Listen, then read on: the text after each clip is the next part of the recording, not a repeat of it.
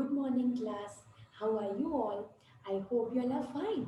So, children, in our previous session, we had completed worksheet 6.3. Along with that, we had also started worksheet 6.4, which is given in your application book B. In that, we had solved question number 1, question number 2, question number 3, and question number 4. Okay, so today we are going to continue with worksheet 6.4, 5A, B, C, and along with that we are also going to solve worksheet 6.5 and 6.6. Okay, children, are you all ready? So let's begin. I'll just share my screen with you all and then we will start.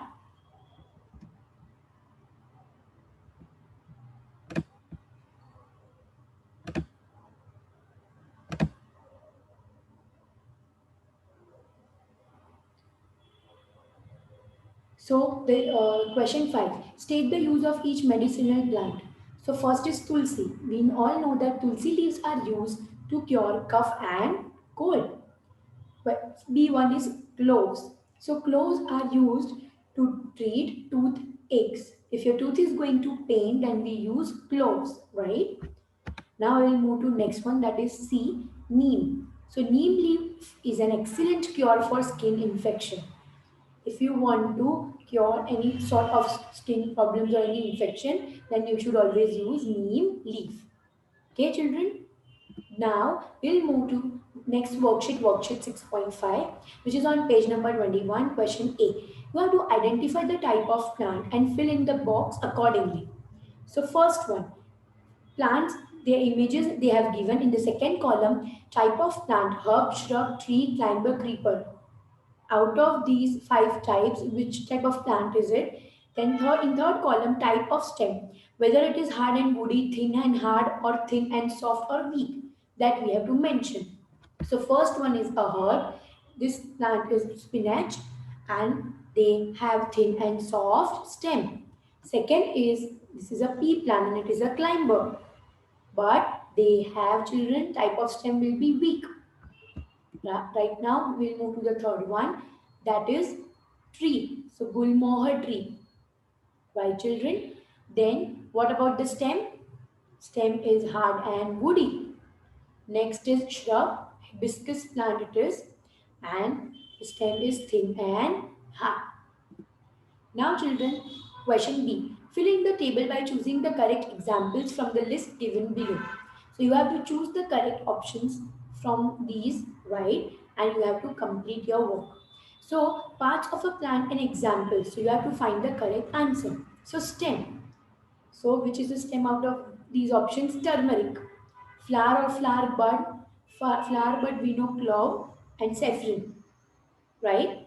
Then third is leaf. When we talk about leaf, we have spinach and coriander. Next, fruit. In fruits, we will consider grapes, cardamom, tomato. And seed. When we talk about seed, that is almond and coffee. I hope children this exercise is clear to you all. Okay children. Now we'll move to next worksheet, that is worksheet 6.6. So children, in that question 1, make a, this is a homework which you all are going to do. You have to make a list of things that you ate for these meals yesterday. Right? Also write the part of the plan. You have to use, children, what you have to do, you have to list down the things that you ate for meals yesterday, right? And you have to write the part of the plant. I mean, suppose you are eating banana, you will write fruit. Which part you are eating of plant? Then you are eating fruit. Spinach, so you will write in bracket, you will write leaves. Okay. Then if you are writing cereals, dal, which part you all are eating? Seeds, that you have to mention. What you had in breakfast, that you have to mention. What you had in lunch, that you have to mention. And what you had in dinner, that you have to mention. Okay, children. Now, question 2, we'll move to next one. Why is food present in the roots of some plants although it is made in leaves? Why it is present in roots of some plants although it is made in the leaves? Leaves are going to make food, prepare their own food. So then why food needs to be stored in roots of some plants? This answer you are going to write in your notebook. Answer is, green leaves of the plants prepare food by the process of photosynthesis, as we already know. Some of the food is used by the plant for carrying out various processes. that are vital, means that is necessary for its survival. The remaining food is converted into starch and stored in different parts of plant. These parts form the edible parts of the plant. Now, let's move to question 3. Why are potatoes considered as stems and not roots? So, children, potatoes grow as underground stems which are swollen and have bud that further sprout into stems and leaves.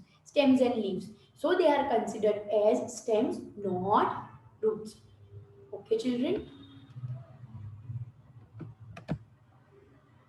So, we had solved worksheet 6.4, right children, 5A, 5B, 5C, 6.6 also, and 6.5 also.